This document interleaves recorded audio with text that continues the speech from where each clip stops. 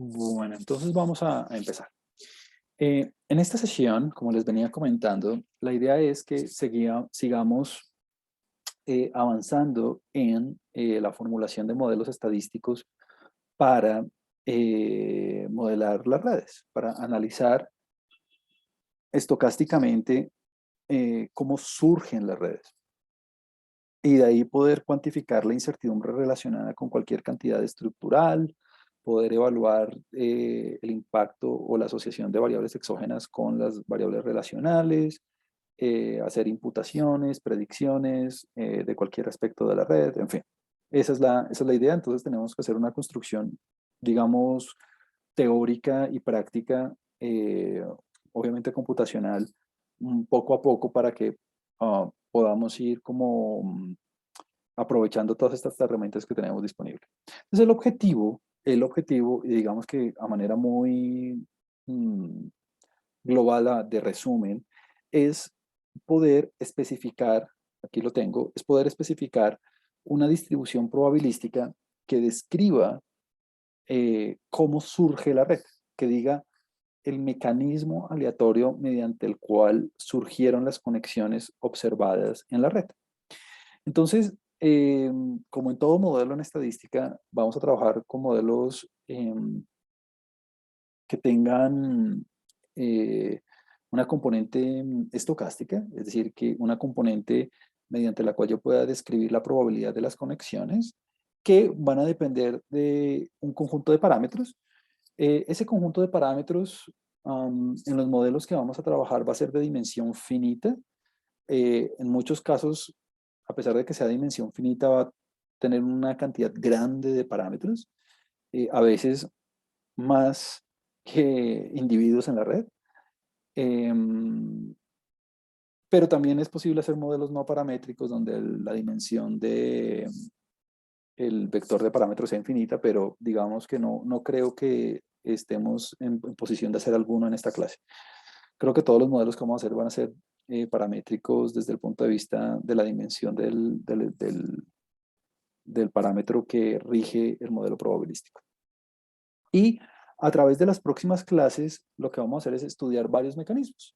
Y a través de esos mecanismos vamos a aprender a hacer predicciones, vamos a poder hacer imputaciones de datos faltantes, o sea, de observaciones faltantes, vamos a poder evaluar cómo las variables nodales afectan las variables relacionales, cómo se caracteriza la estructura de la red en términos probabilísticos, en fin.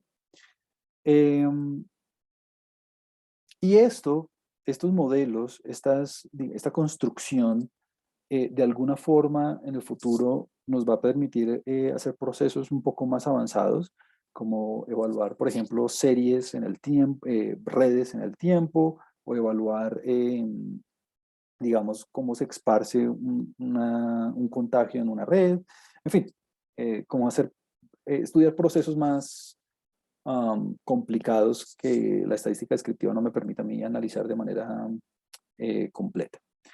Ahora, eh, decíamos que mm, todos los modelos que estudiamos aquí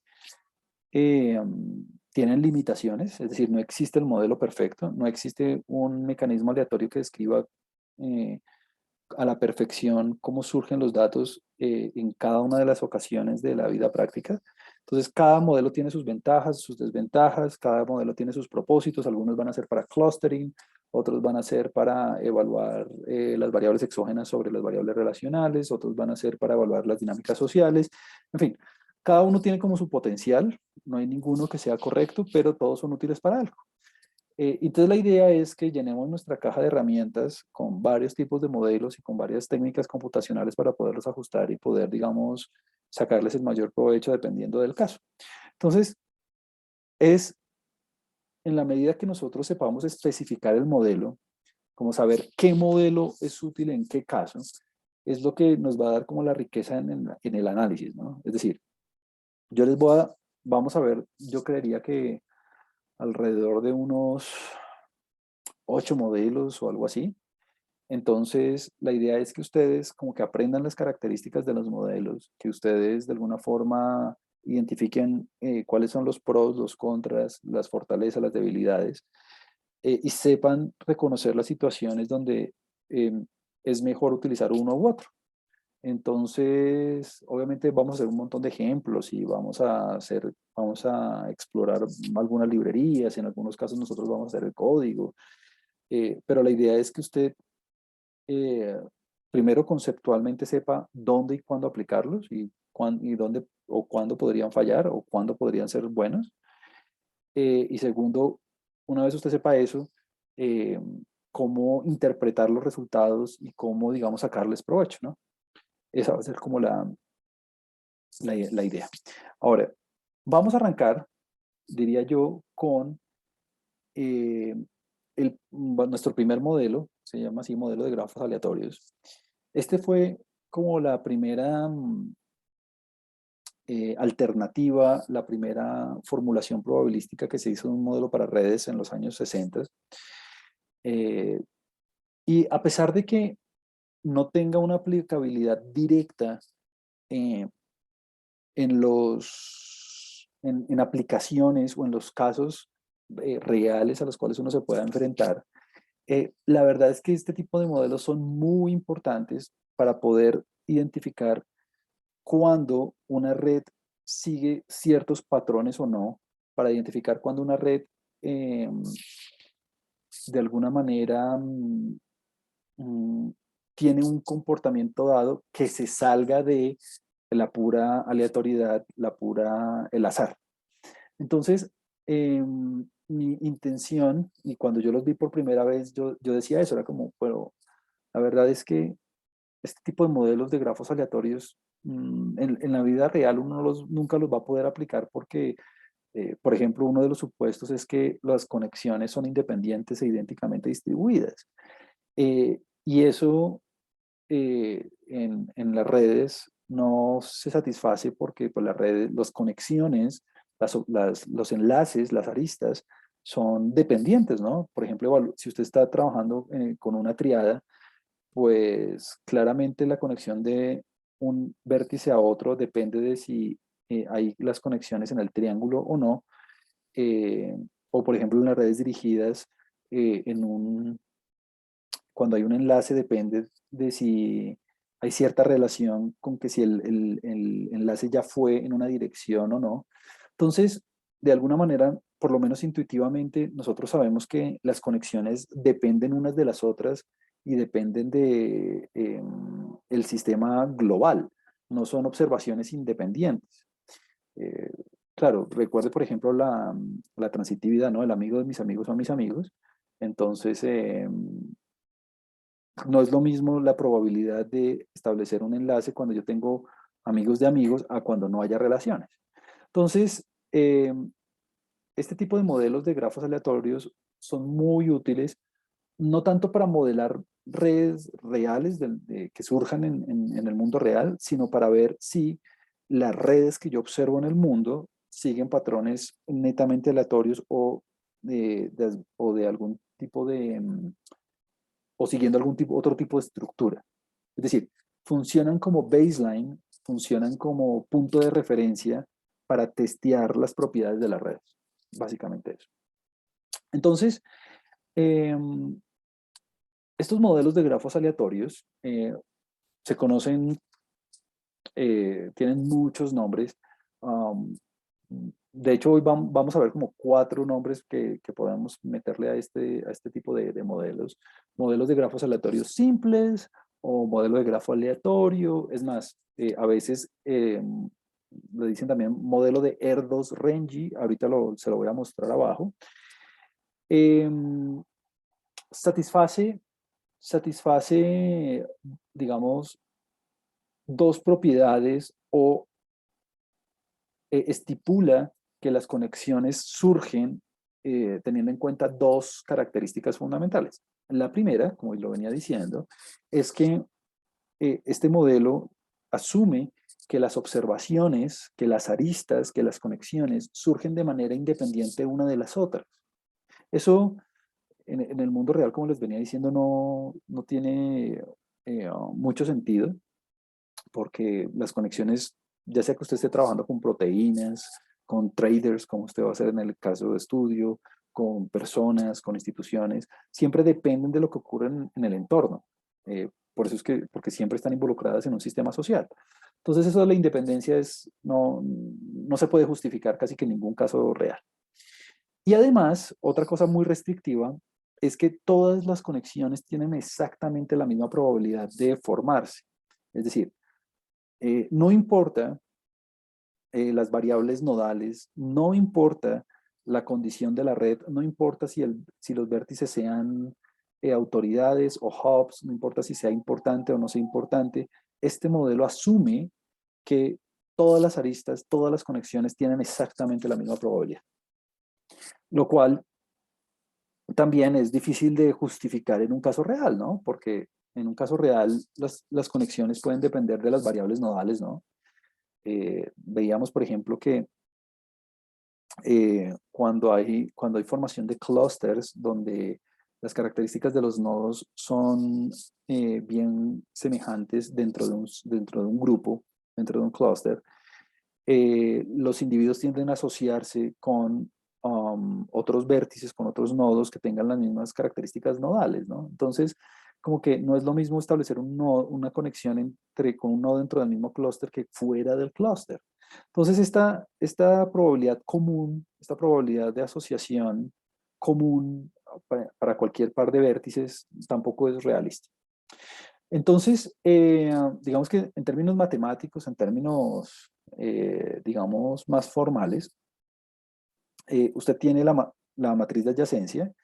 Recuerde que esta matriz de adyacencia es potencialmente um, simétrica o asimétrica dependiendo del tipo de la red con la que usted esté trabajando. Y de aquí va a depender como muchas de las fórmulas, porque claramente si usted está trabajando con una red no dirigida, si usted está trabajando con una red eh, donde la direccionalidad no sea importante, entonces usted únicamente necesita trabajar con la parte superior de la matriz de adyacencia o la parte inferior, ¿no? Porque recuerde que estamos trabajando con grafos simples, es decir, la diagonal principal está llena de ceros. Entonces, si usted está trabajando con una red dirigida, ahí sí le toca tener en cuenta toda la matriz, porque puede ser potencialmente asimétrica. Potencialmente, muy seguramente va a ser asimétrica, mejor dicho. Entonces, en la formulación de los modelos siempre tenemos que tener en cuenta con qué tipo de red estamos trabajando, porque recuerde, en las redes no dirigidas, usted únicamente tiene que modelar la parte superior de la matriz o la parte inferior, no más, porque son la misma cosa. Y en las redes dirigidas, usted tiene que modelar las dos partes. La diagonal principal no, porque eso está lleno de ceros. Entonces, no hay lío. Entonces,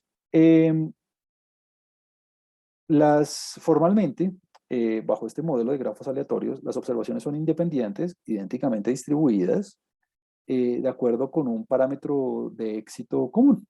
Entonces, en el caso de las redes binarias, vamos a empezar con el caso más fácil. Con las redes ponderadas, obviamente, toca cambiar la distribución porque dependiendo de cómo estemos pesando las conexiones y por medio de conteos o por medio de valores continuos. Pero bueno, vamos a empezar con el caso más sencillo, con el caso Bernoulli, que es para redes binarias. Las conexiones eh, van a tener eh, una distribución Bernoulli con un parámetro desconocido que es el que quiero estimar. Pero entonces, ya en este punto, ya debe ser muy obvio que ese modelo no se ajusta o no es como realista para, para modelar redes reales porque pues en un caso real las conexiones no son independientes e idénticamente distribuidas. Las conexiones tienen cierto tipo de dependencias unas entre otras, ¿no? Eh, Esto es como si escribir esto de que las conexiones tienen distribución Bernoulli, siendo independientes idénticamente distribuidas con un parámetro θ desconocido. Es como si usted cogiera toda la matriz, ya sea la parte superior o la parte inferior, o bueno, si es dirigida a las dos partes, y pusiera todos los datos uno detrás de otro. Es decir, como que usted pierde la estructura relacional. Es como si usted, hiciera una lista, bien sea un vector fila o un vector columna, con todos los datos y como que usted no supiera que está trabajando con una red. Es eso. Me explico. Digamos en el caso, hagamos un caso bien sencillo, un caso de una red no dirigida para no escribir tanto, donde usted tiene, no sé, apenas 4 individuos, 5 individuos. Entonces voy a poner aquí la matriz. Entonces aquí va a estar, perdón, aquí va a estar eh, um, un cero estructural, aquí va a estar Y 2, aquí va a estar Y 3, Y 4, aquí va a estar otro cero estructural, aquí va a estar Y 1, perdón, 3, aquí va a estar Y 4, otro cero estructural, aquí va a estar, estoy cometiendo aquí algún error en alguna cosa. A ver, este no debería ir acá. O sea, esta cruz significa que no tiene gracia ponerla porque pues, es exactamente la misma 1, 2, ¿no? Aquí sería lo mismo, esto sería 3, 1, 3, 2, 3, 3, 3, 4. Y aquí este es un cero estructural y entonces esto no tiene gracia modelarlo. Ok, esta sería mi matriz de adyacencia. Muy bien. Entonces, si esta es mi matriz Y, obviamente es un caso demasiado de juguete, esto es un toy example, ¿no? Si esta es mi matriz de adyacencia, la matriz donde yo registro todos los datos relacionales, y yo digo que todas las conexiones YJ, dado un parámetro que desconozco, obviamente, siguen una distribución Bernoulli de manera independiente y obviamente idénticamente distribuida porque todos tienen el mismo teta. Básicamente lo que estoy diciendo es ignore la estructura relacional de los datos y más bien porque no los acomoda en una línea recta. Entonces aquí sería Y1, 2, Y1, 3, Y1, 4, Y2, 3, Y2, 4 y Y3, 4. Y básicamente olvide los subíndices, básicamente olvide la indexación. Y a esto póngale, si quiere, Y1, a esto Y2, a esto Y3, a esto Y4, a esto Y5, y a esto Y6, y ya. Y lo que esto está diciendo es que usted tiene aquí usted tiene aquí un vector, fila o columna de ceros y de unos, que obviamente es aleatorias, que usted quiere modelar de alguna forma, eh, pero eso no es realista en un caso del mundo real porque aquí hay una estructura de correlación interna que no podemos obviar, ¿no? No es lo mismo evaluar la probabilidad no es lo mismo evaluar la probabilidad del vértice A al vértice, no es lo mismo evaluar la probabilidad del vértice A al vértice C, no es lo mismo evaluar esa probabilidad teniendo una conexión entre A y B, a que no haya una conexión entre A y B, o a que haya una conexión únicamente entre B y C y no entre A y B.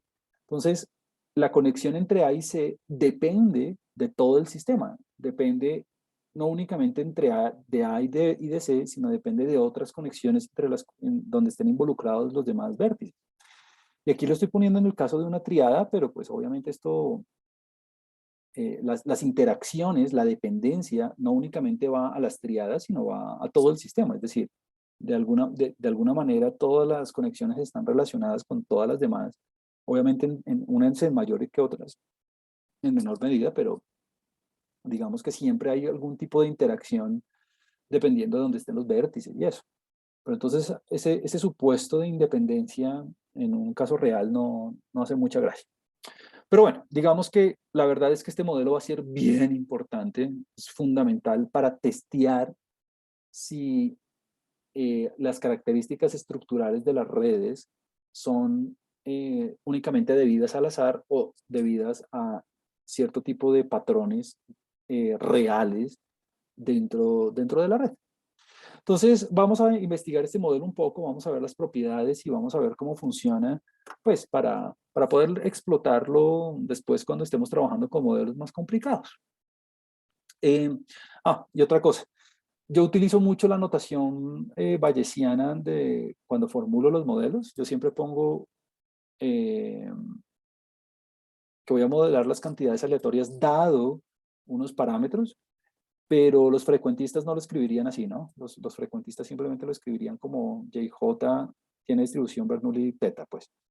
Yo lo escribo más por costumbre y por, digamos, filosofía desde el punto de vista bayesiano, pero de alguna forma no piense que todo va a ser bayesiano, todo va a ser frecuentista, o en fin, digamos que vamos a explorar los mecanismos más sencillos eh, de inferencia y de estimación a como haya lugar. O sea, ¿a qué voy? A que yo podría ser puramente frecuentista o puramente bayesiano, pero en algunos casos es más fácil lo uno, en algunos casos es más fácil lo otro. Entonces, la verdad es que tanto en términos de las técnicas de estimación como de los paradigmas que vamos a utilizar, yo voy a usarlos como los más fáciles y los más frecuentes dependiendo del caso. A veces es más fácil ser frecuentista en algunas cosas, a veces es más fácil ser bayesiano en otras, entonces digamos que voy a irme por el lado más fácil siempre que pueda. Entonces en algunos casos lo haremos frecuentista, en otros bayesiano, en fin. Pero pues obviamente yo les indicaré y les diré cómo se hace en cada caso. Entonces bueno, si yo fuera a escribir la distribución conjunta, si yo fuera a escribir la distribución muestral, si se quiere, si yo fuera a escribir como la distribución multidimensional de toda la red, pues dado que estamos trabajando con un supuesto de independencia, pues nada, me queda la productoria de la densidad, o bueno, debería decir la función de masa de una distribución Bernoulli, ¿no? Eh, el éxito, bueno, teta a la x por 1 menos teta a la 1 menos x. Ahora, dos comentarios. El primero es, esta productoria depende, se hace sobre i diferente de j si la red es dirigida, o i menor que j, o i mayor que j si la red es no dirigida.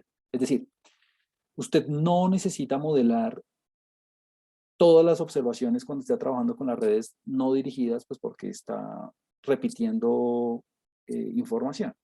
Entonces, no le pongo aquí sobre qué se hace la productoria, porque todo depende de con qué tipo de red esté trabajando. Pero pues usted ya sabe.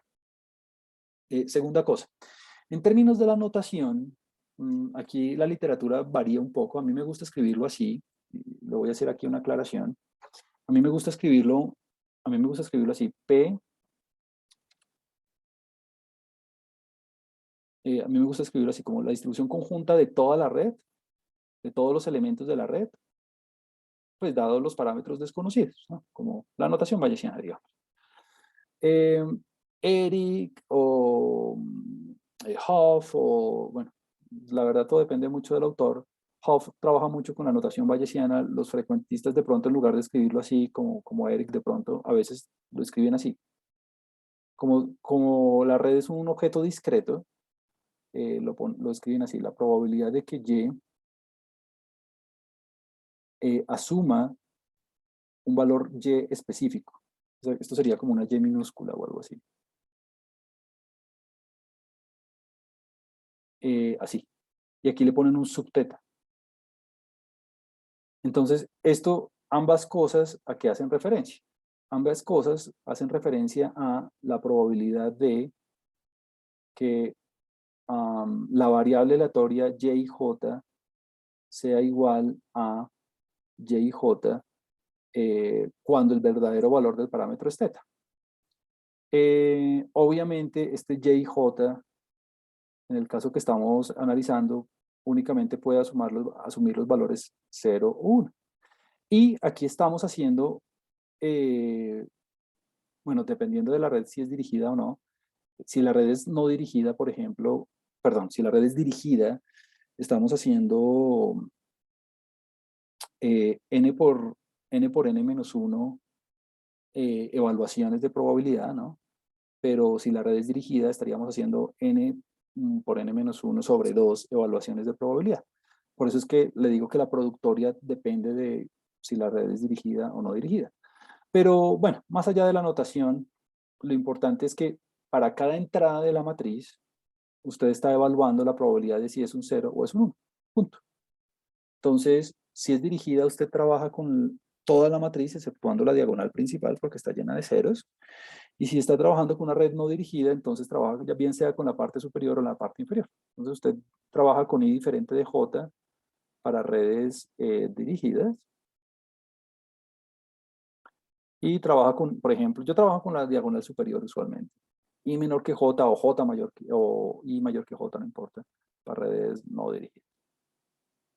Entonces, ya usted aquí debe ver un poco la complicación y es, cuando yo hago modelos para redes, me toca hacer un modelo, me toca, digamos, de alguna forma, plantear o resolver o modelar la probabilidad de una conexión para cada una de las entradas de la red. Es decir, tengo que modelar esta primera entrada, esta segunda, esta tercera, cuarta, quinta, sexta, bueno, en el caso de una red no dirigida. Obviamente, si usted estuviera en una red dirigida, pues también le toca modelar las X que tengo aquí debajo. O sea que claramente entre más grande sea la red, pues voy a tener que modelar o tener en cuenta más probabilidades dentro de mi modelo. Pero bueno, finalmente en este caso de grafos aleatorios, pues Erdos y Renji cuando estaban haciendo esto por primera vez asumieron esta parte de la independencia porque asumir la independencia básicamente le permite hacer a usted lo que Fisher hizo en su momento cuando estaba haciendo la máxima verosimilitud, y es pasar de un objeto de una dimensión grande, en este caso una dimensión, digamos, n por n, si el orden de la red es n, pasar de un objeto en una dimensión superior a un objeto de dimensión 1. ¿Por qué? Porque pues esta productoria, pues simplemente todo le queda como una distribución probabilística que depende de una sola dimensión porque todo le queda en función de teta. Y se acabó. Entonces, bueno, si usted simplifica un poco, pues le va a quedar aquí una doble sumatoria. Pues esto es un abuso de notación porque claramente aquí esto es una doble sumatoria dependiendo de si todo lo hace eh, dirigido o no dirigido, pero sea cual sea el caso, pues le van a quedar, tiene que tener en cuenta usted tanto los hijos como los jotas. Y toda la expresión, todo el modelo se le ve reducido a esto. A teta, a la suma de algo, menos por 1 menos teta, por la probabilidad de fracaso, o sea, por la probabilidad de una no conexión, a la 1 menos, la sumatoria de 1 menos las variables. Listo. Recuerde que estamos trabajando con redes binarias. Yo por eso le cogí mucha, digamos, aprecio al modelo Bernoulli, porque pues yo antes de lo de las redes, yo decía, pero uno, ¿cuándo aplica el modelo Bernoulli como en casos, digamos, reales, ¿no? Como de pronto en muestreo de poblaciones finitas, cuando uno está haciendo un muestreo, un diseño Bernoulli tal vez, eh, o en este caso es el caso, digamos, por excelencia, que a mí me parece súper chévere porque o tengo una conexión o no la tengo, punto. Entonces, es un ejemplo típico donde el modelo Bernoulli es perfecto, y más que perfecto es que es el único, ¿no? No hay ningún otro modelo probabilístico para datos binarios. Entonces, no tenemos incertidumbre asociada con la distribución de masa. Bueno, entonces lo que le venía diciendo, este modelo no tiene como ningún propósito, digamos, real, en el sentido que no le sirve para, digamos, evaluar los efectos de variables exógenas sobre los datos relacionales, no le sirve para hacer predicciones, ni para hacer imputaciones, ni para evaluar estructuras, ni para evaluar la estructura de la red, pero sí sirve mucho y es como nuestro punto de referencia, es nuestro baseline, como le venía diciendo, eh, para determinar si un grafo que usted observa en el mundo real satisface alguna propiedad estructural o no. Y la lógica es muy sencilla. Y es que, fíjese que este modelo de redes, el modelo donde tenemos todas las conexiones basadas de manera independiente, con una probabilidad común, pues eso es como decir, no hay estructura y simplemente todas las conexiones se las dejamos al azar mm, y surgen de manera independiente. Entonces, ¿qué sucede? Que si una red en el mundo real satisface una propiedad estructural debida a la transitividad, por ejemplo, o la asortatividad, o clustering, o bueno, todas esas medidas que nosotros vimos descriptivas, pues si la densidad de una red es muy similar, o veámoslo desde el otro punto de vista, es muy diferente a las densidades que produce un modelo de grafos aleatorios, pues ¿qué quiere decir eso? Que hay una estructura más allá del azar, hay como razones más allá del azar involucrados en el sistema que producen las relaciones que estamos observando. Entonces, y hablo de la densidad por decir cualquier cosa, ¿no? Porque puedo hablar yo de la transitividad, puedo hablar yo de la sortatividad, o puedo hablar yo de la reciprocidad, o puedo hablar yo del diámetro de la red, o de las distancias geodésicas, o bueno, de todas las cosas que hemos visto desde descriptivos. Entonces, si una red, si yo calculo esas medidas estadísticas y las comparo con lo que produciría un grafo aleatorio, y si son muy diferentes, quiere decir, uy, no, pilas, mi mecanismo aleatorio que produce la red que estoy observando no es, tiene patrones estructurales o tiene patrones sociales por dentro, más allá de los que se deben al azar. Entonces, tengo que investigarlos de alguna manera. Listo. Eh, pero bueno, digamos que pues, ya ahorita vamos a ver esto en acción con una simulación y con un conjunto de datos. Eh, pero mi primer gran mensaje para llevar a casa es ese, como este modelo nunca lo utilice para modelar datos reales, simplemente utilícenlo como punto de referencia para ver si un conjunto de datos sigue o satisface o no una propiedad estructural, bien sea en términos de cohesión o agrupamiento o densidad o lo que quiera. Bueno, ahora, um, estos modelos de grafos aleatorios, como la verdad tienen una forma funcional analítica tan sencilla, pues en su momento, en los años 60, 70, cuando Erdos y Rengi los estaban analizando, y también hay otro autor, Erdos, Rengi y, iba a decir Gell-Mann, pero no es Gilbert. Cuando los estaban analizando, pues pudieron derivar varias propiedades típicas de estos modelos, pues porque la verdad es que analíticamente son manejables. Pues. Entonces no vamos a hacer la demostración de estos, porque quiero concentrarme en los modelos más, digamos, reales, en los más, digamos, útiles. Pero pues son, digamos, fáciles de entender. Por ejemplo, el grado de un vértice, recuerde que el grado es la cantidad de vértices incidentes a un vértice en particular, que, o sea, que entran o salen del vértice en el caso de una red no dirigida, pues va a tener distribución binomial con parámetros n-1 y probabilidad común teta. Y es muy fácil de entenderlo, o por lo menos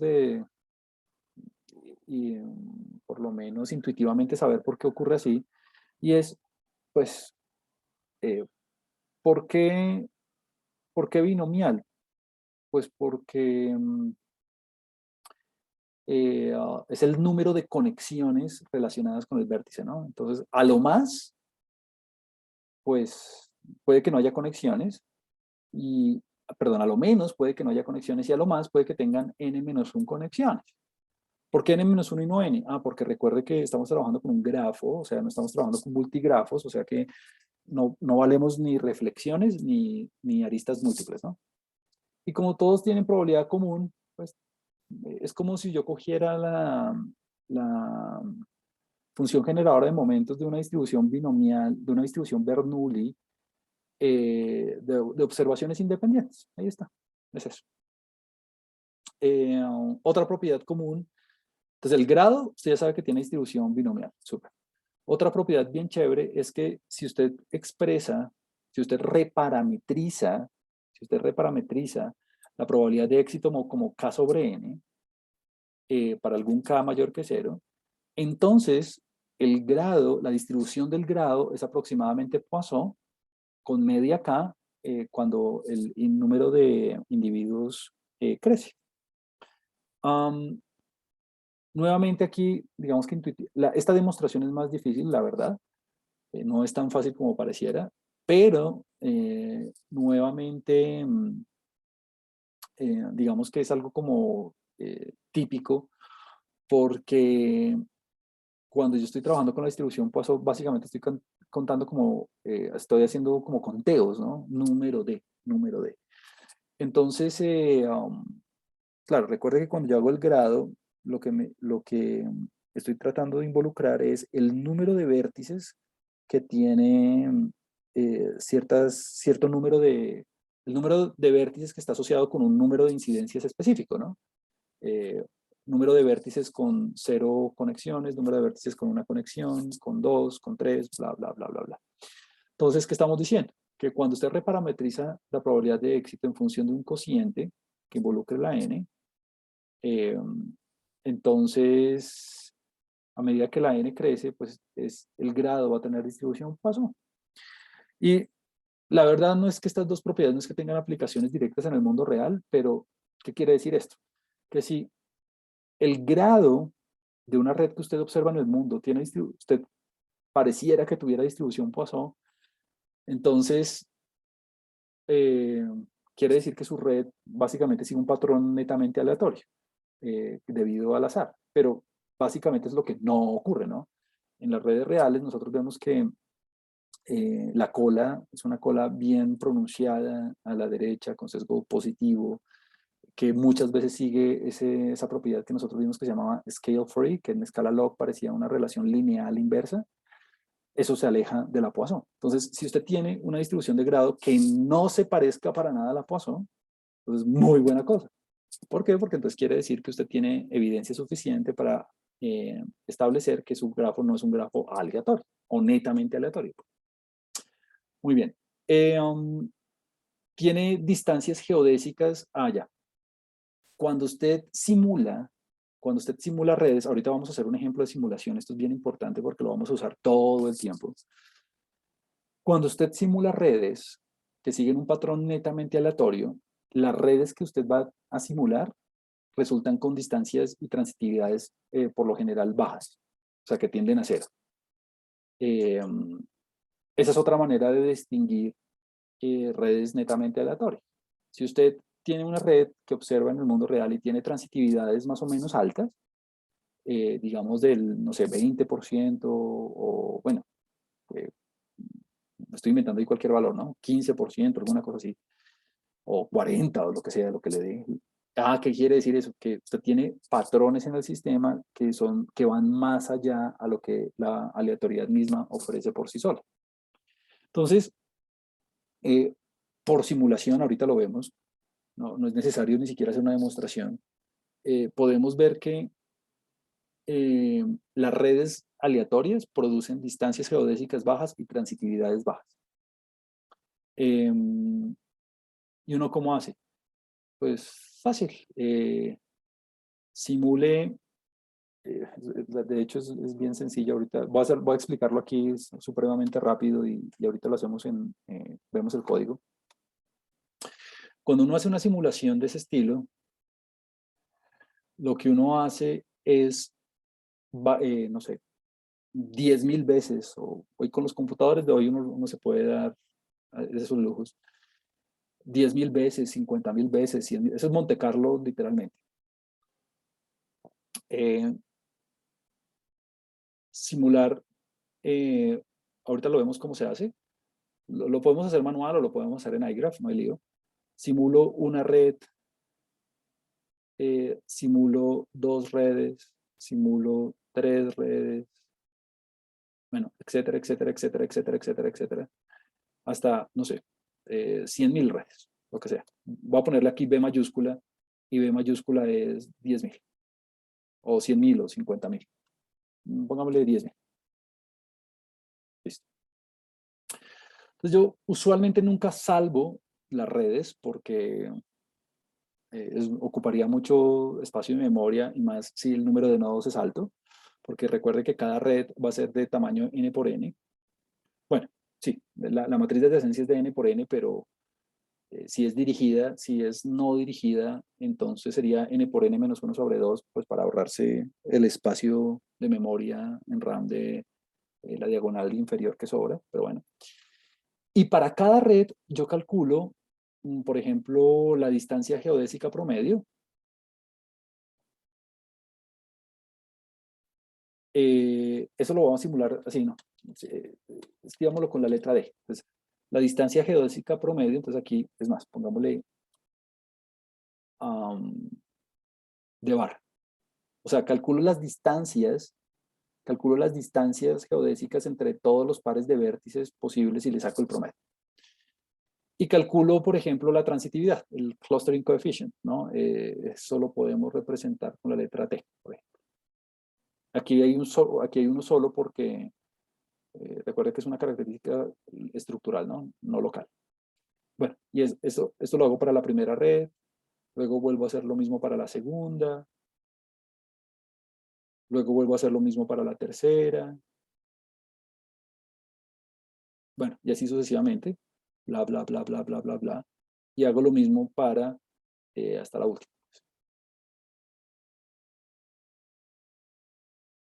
Ahora, en últimas, ¿con qué se va a quedar usted? Yo nunca guardo en memoria las redes, la verdad eso es como perder, malgastar los recursos. Yo únicamente guardo esta matriz, bueno, o estos vectores, si usted quiere.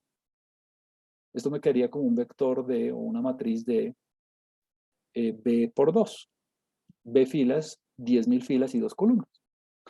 Entonces, es básicamente la idea que hay detrás del Monte Carlo original o del Bootstrap, si se quiere.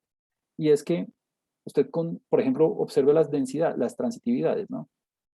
Usted podría coger todas las transitividades, usted puede coger todas las transitividades y graficarlas. Entonces, ¿qué es lo que dice esa propiedad? Lo que dice esa propiedad es que si usted grafica todas esas transitividades, le va a quedar, digamos, un histograma. Le va a quedar un histograma. Bueno, esto queda horrible aquí. Le va a quedar como un histograma.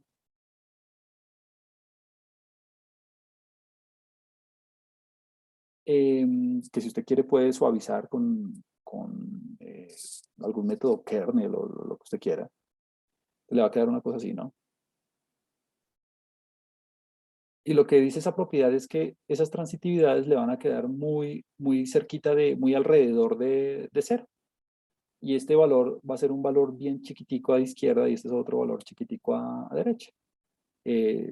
No voy a poner ningún valor porque todo depende del tamaño de la red, ¿no?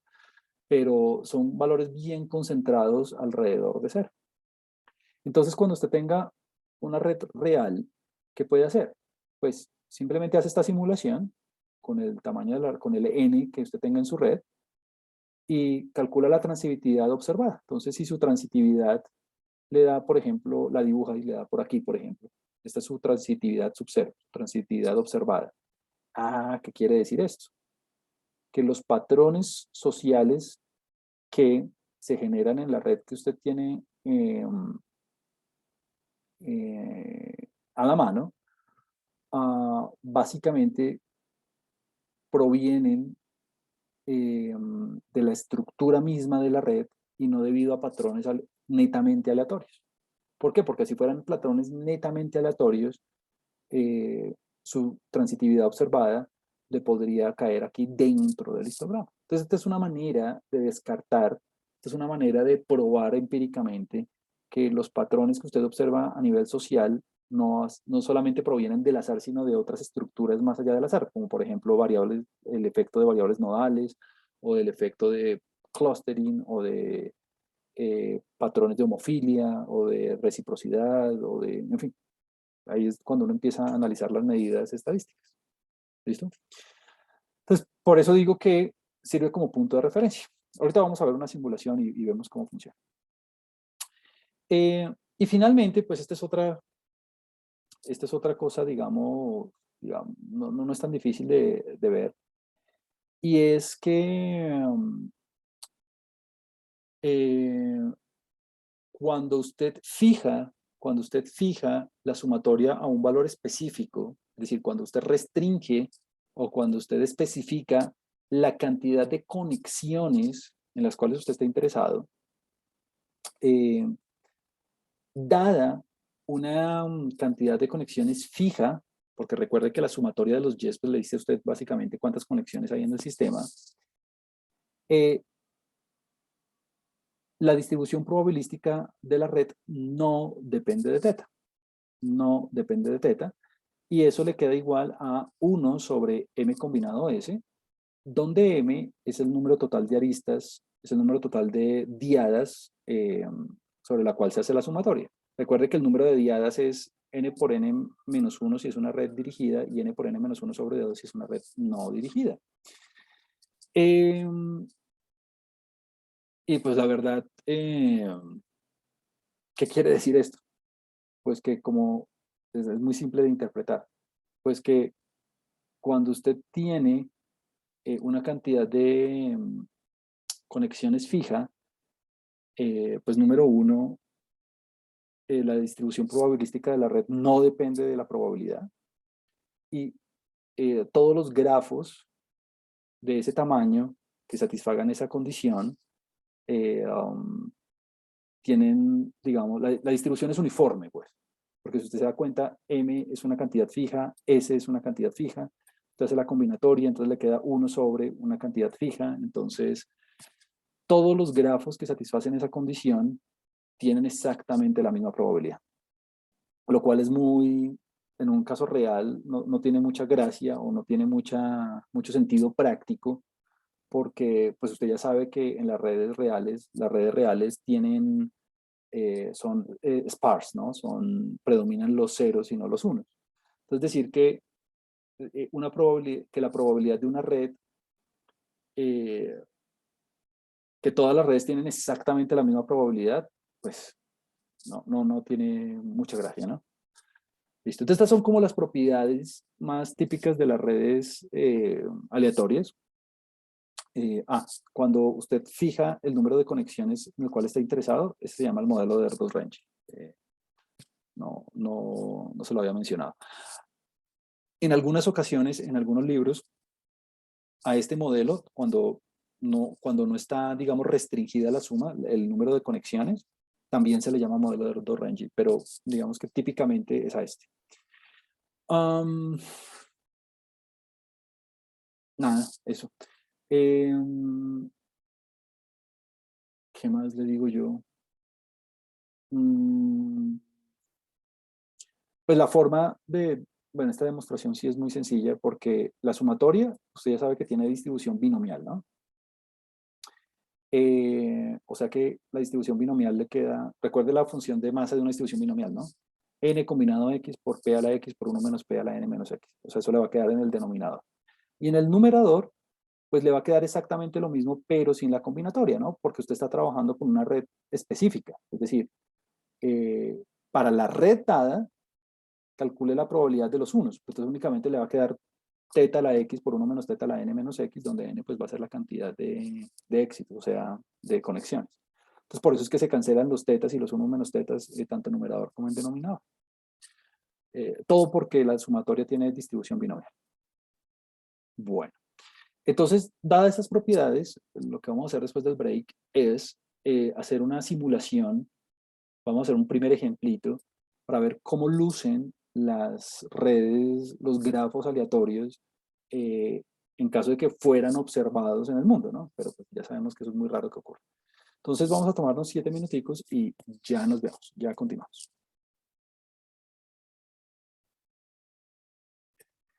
Entonces, lo que veníamos diciendo es que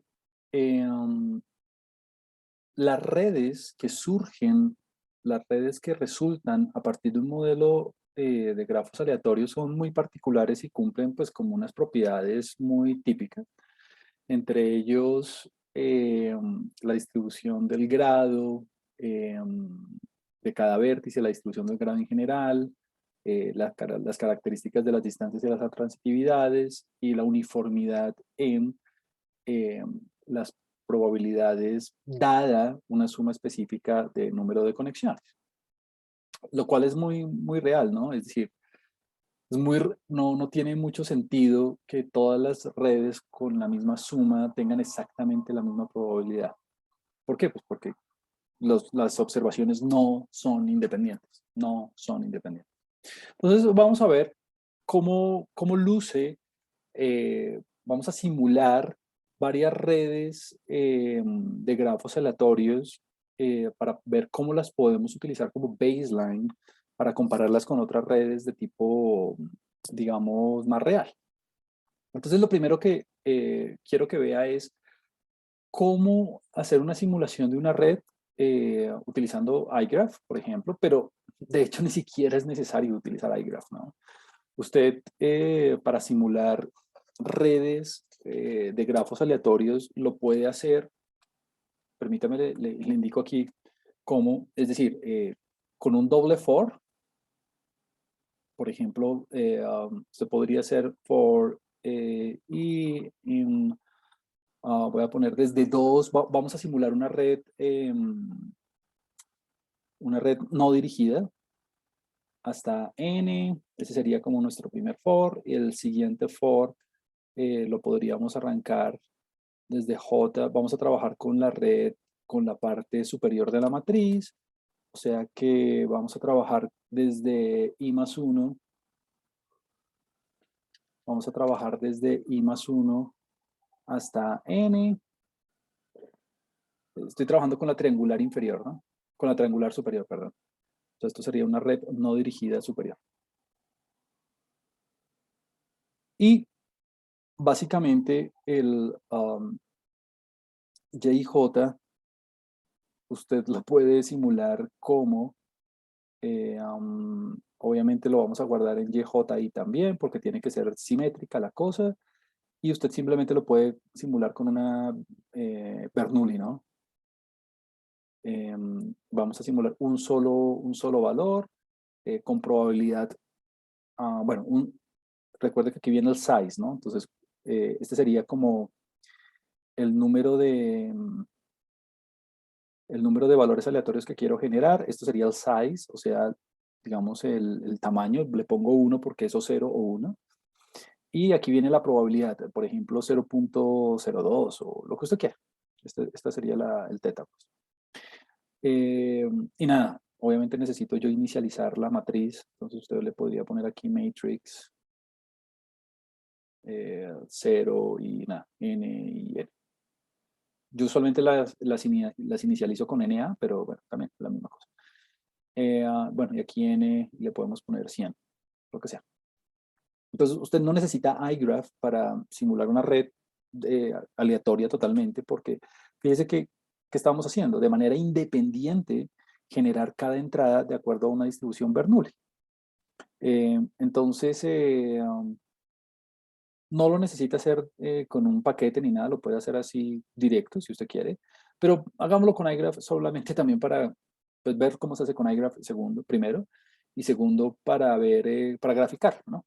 Entonces, aquí estamos simulando una red que tiene 100 nodos, y vamos a hacer algo chévere y es expresar, reparametrizar el teta en función de un K para que usted pueda ver cómo se distribuye el grado de acuerdo con la distribución Poisson que habíamos dicho hace un segundo.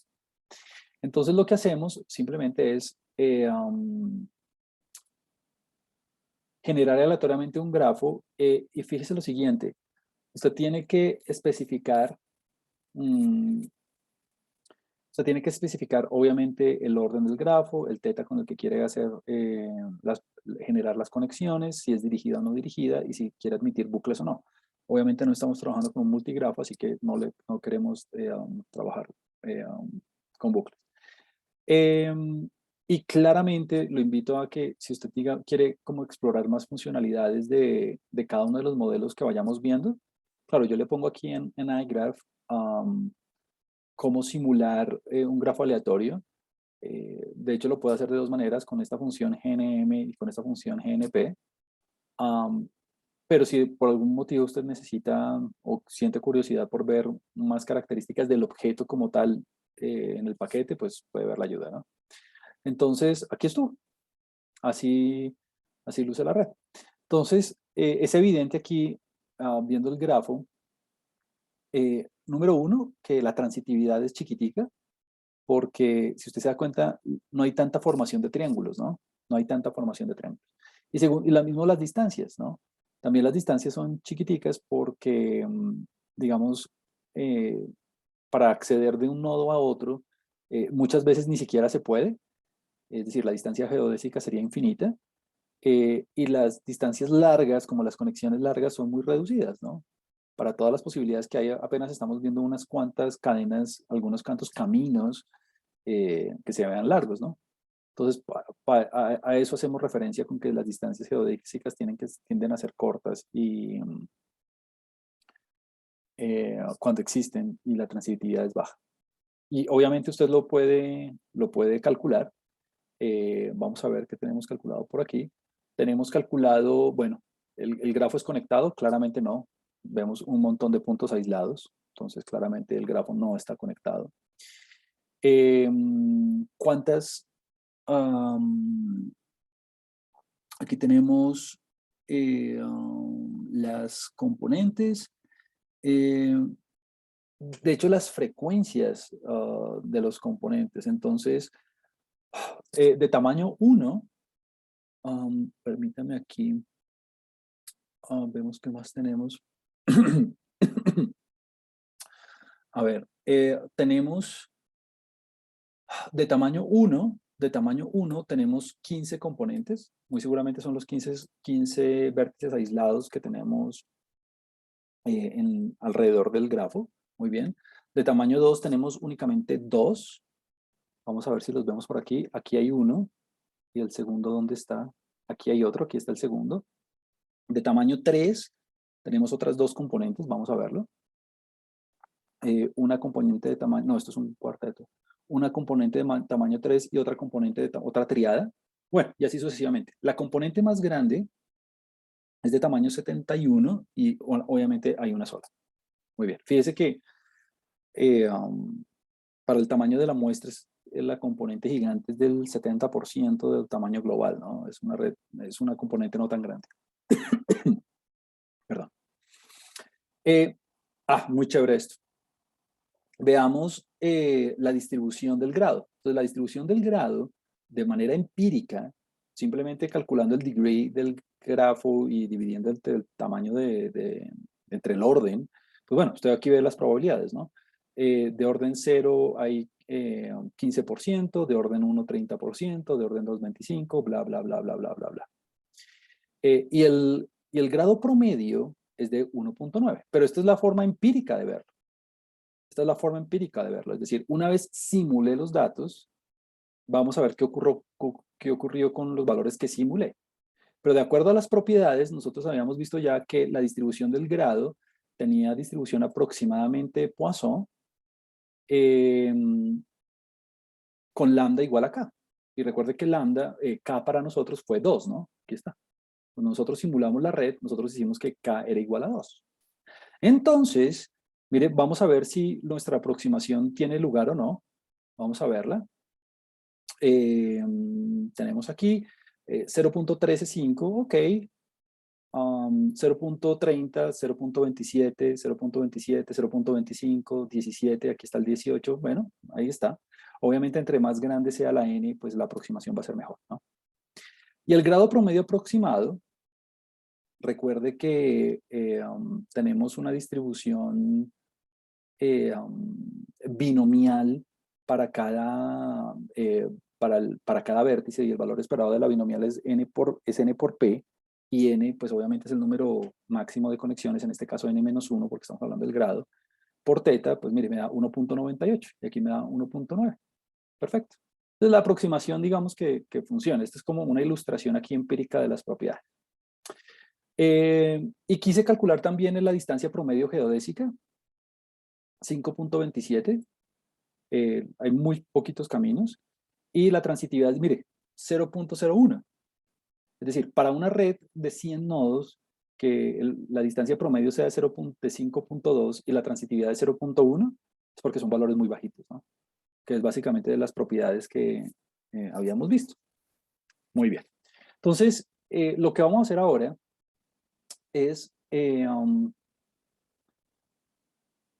primero vamos a ver cómo estimar teta, cuando lo tengamos que estimar si tuviéramos un conjunto de datos real.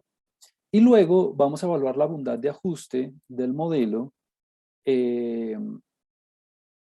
haciendo esta técnica de simulación de Monte Carlo que evaluamos hace un segundo, simulando un montón de redes. Entonces vamos a verlo. Entonces, bueno, básicamente en esta primera parte, pues en este modelo es muy sencillo de hacerlo. No quisiera hacerlo bayesiano para no involucrar más términos en el problema del que deberían, pero en la red depende de un solo parámetro, que es teta. Entonces necesito encontrar el valor de teta, encontrar de teta que genere las redes lo más cercano posible a la que yo observé. Es decir, dígame cuál es el valor de teta, cuál es el valor de teta que hace que las simulaciones de grafos aleatorios de acuerdo con este modelo se parezcan lo más a Y posible. Entonces, pues la verdad es que la manera más sencilla aquí de proceder, porque solamente tenemos un parámetro, es haciéndolo con máxima verosimilitud. La verdad es que no quisiera ahondar mucho en esto, pues porque sé que ustedes lo han hecho mucho antes. Y pues necesito encontrar el valor de teta que maximice las probabilidades, pero vistas como función de teta, ¿no? O sea, necesito encontrar el teta que haga máximo el P de Y. Es eso. Ahora, en este caso, la verdad es muy sencillo de hacer porque lo que usted tiene que hacer es escribir la log verosimilitud. Nosotros ya habíamos encontrado la distribución conjunta, perdón, se lo muestro por acá, aquí es supremamente rápido. Nosotros ya habíamos encontrado la distribución conjunta antes, aquí está teta a la sumatoria de las conexiones por 1 menos teta a la sumatoria de 1 menos las conexiones. Entonces, la manera más fácil de encontrar el teta por métodos analíticos es hacer una maximización, una optimización de una cantidad real que vive entre 0 y 1 por medio de la analítica común y corriente. Y pues nada, el truquito de Fisher de siempre de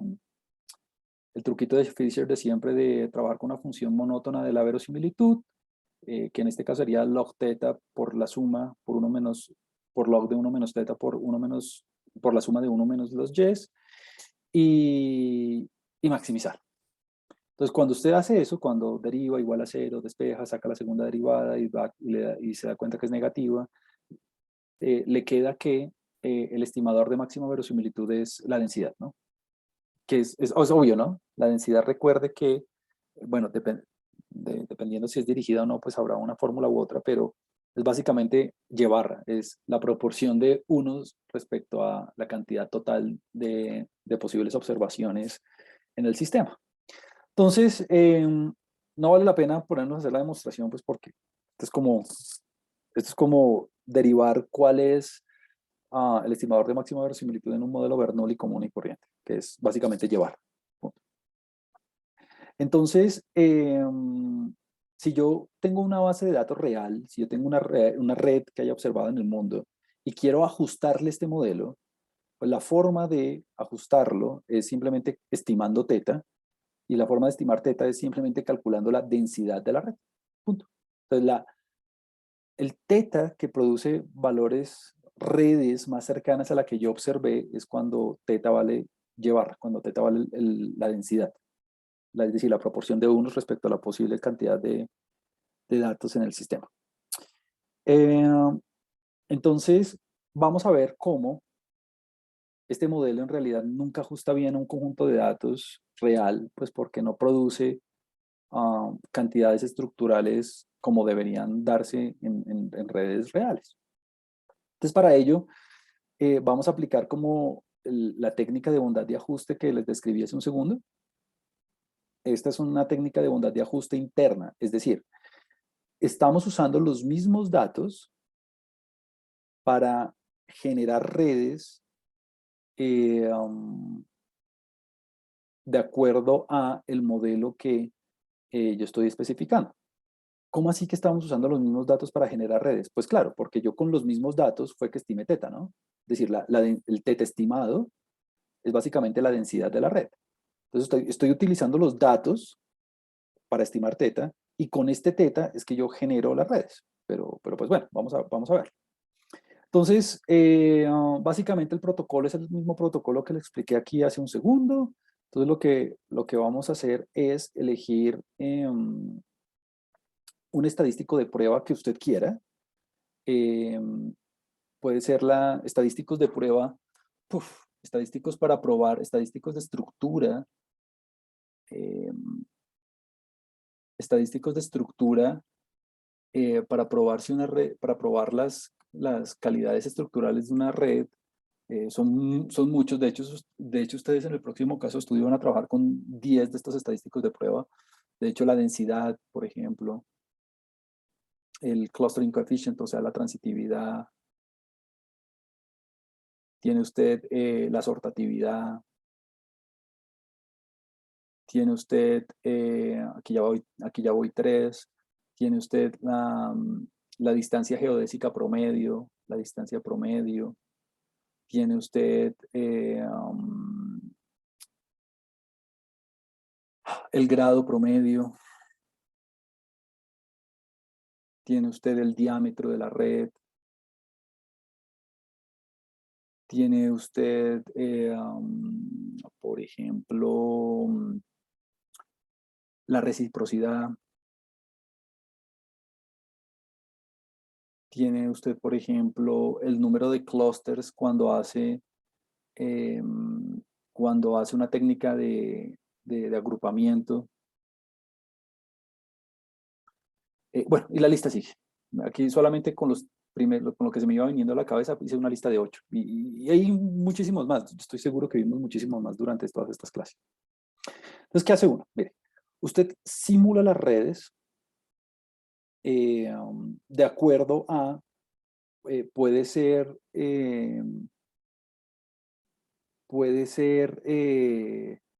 modelo de grafos aleatorios con el teta que usted acabó de estimar, y para cada una de las redes, y para cada una de las redes, usted calcula estos estadísticos de prueba.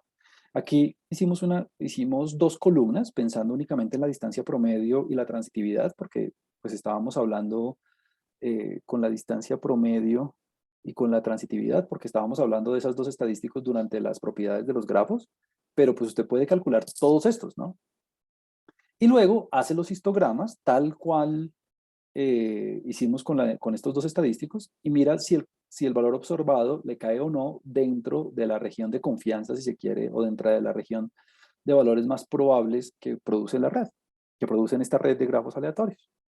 Entonces, si su valor observado no cae dentro de los valores más probables o más frecuentes a la hora de hacer la simulación, quiere decir que su red no sigue un patrón de grafos aleatorios, por lo menos en esa estructura, por lo menos en ese estadístico de prueba. Y si obviamente no lo sigue en ese estadístico de prueba, pues ya no lo sigue en general, ¿no? Entonces, ese es el patrón que está descrito aquí. Ahora, usted puede calcular un valor que se llama, de pronto siguiendo un poco la estadística bayesiana, que se llama valor P predictivo posterior, pero en la literatura de redes usualmente no lo llaman así. Es un valor P entre comillas. ¿Cuál es ese valor P entre comillas? Esto es una cosa muy tonta de cómo cuantificar si le cae dentro o no de la región de confianza. Entonces, mire, aquí está la distribución del estadístico de prueba que usted eligió. Entonces, ¿qué hace? Lo único que hace usted es ubica su estadístico observado, por acá, digamos. Su estadístico observado le cayó aquí, el T sub 0. Entonces el valor P, y lo pongo entre comillas porque no es un valor P en el sentido frecuentista de pruebas de hipótesis, es la proporción de valores antes o después del valor observado. Creo que aquí está definido como después. Sí, el valor P se calcula como la proporción o la cantidad de valores de la simulación que caen después del estadístico observado. Entonces sería esta área. Básicamente, lo que usted tiene que decirme es, de todos los valores que simuló, dígame cuáles, de todos los valores que usted simuló, dígame cuáles son mayores que el valor observado.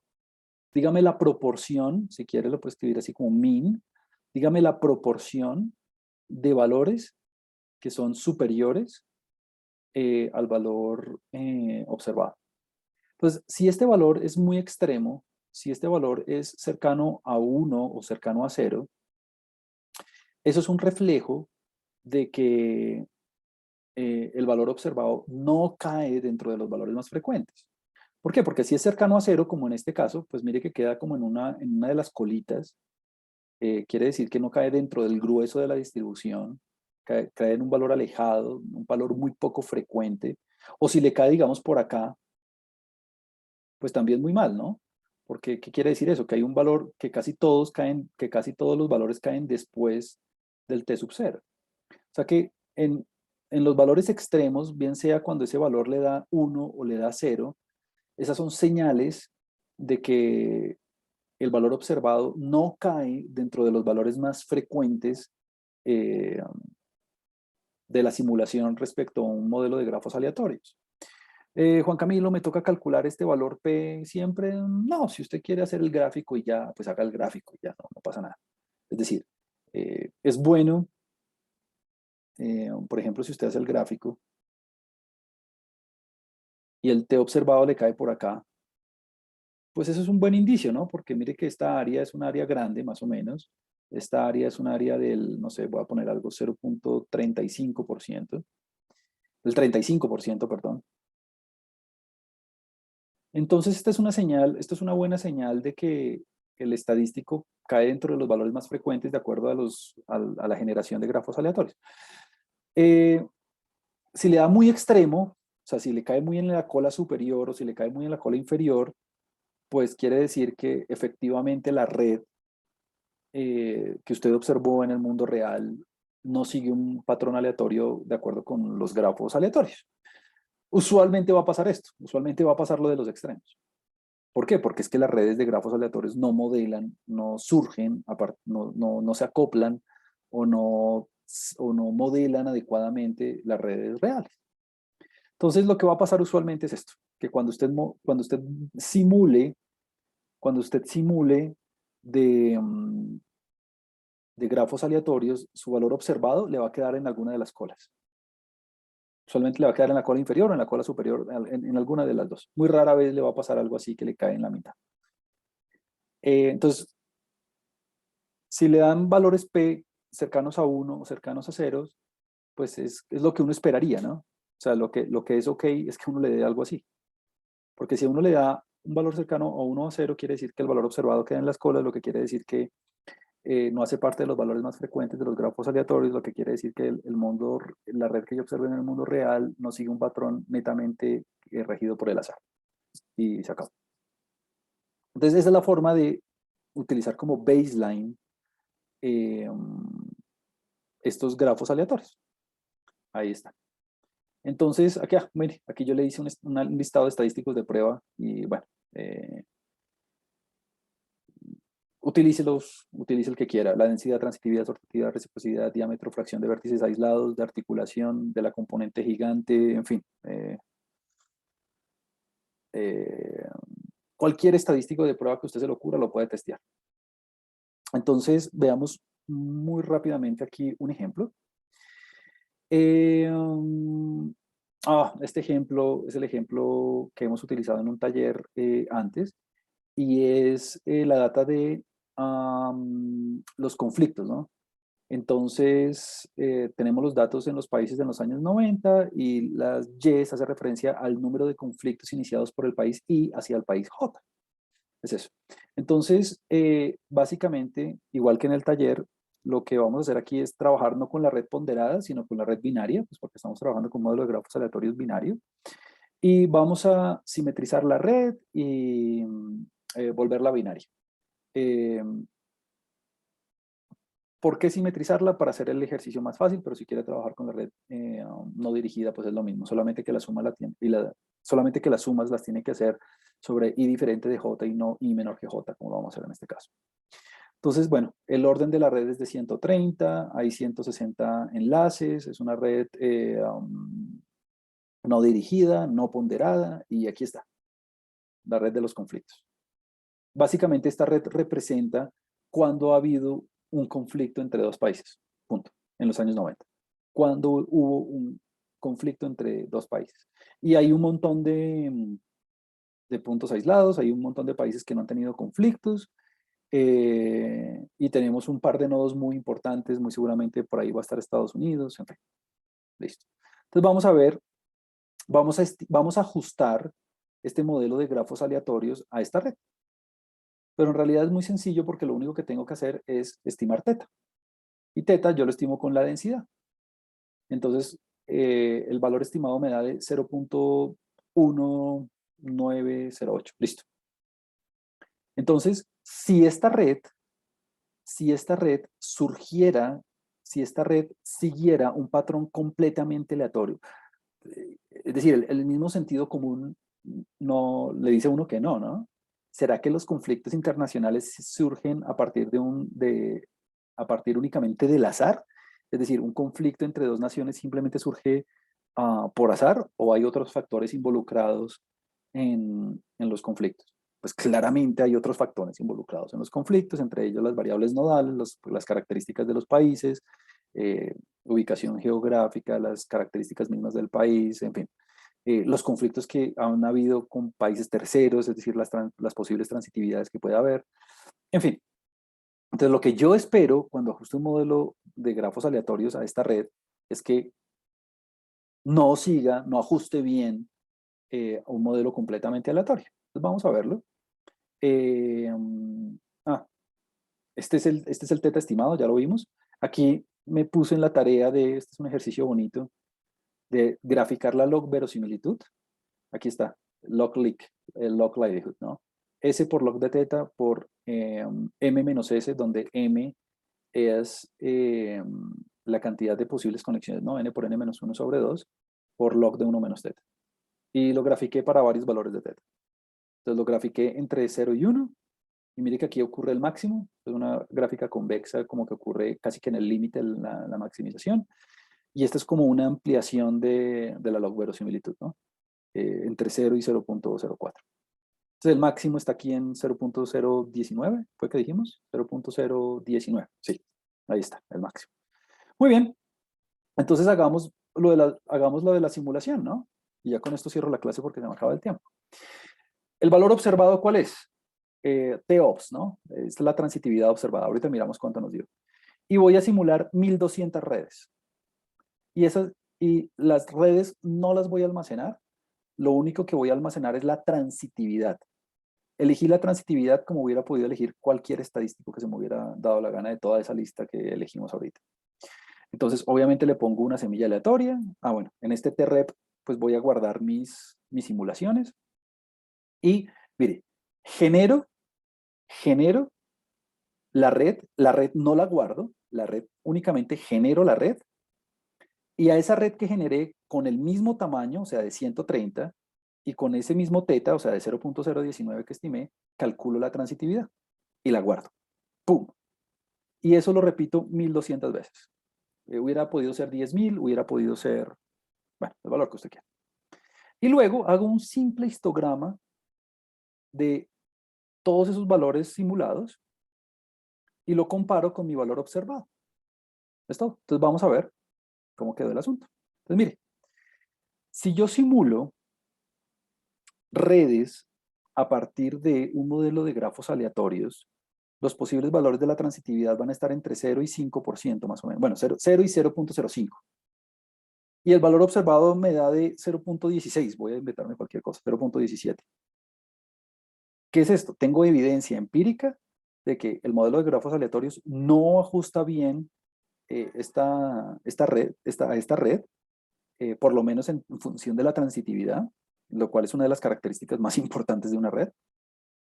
Lo que quiere decir que los patrones de los conflictos lo cual es obvio, pero pues ya tenemos evidencia empírica de eso. Los patrones de los conflictos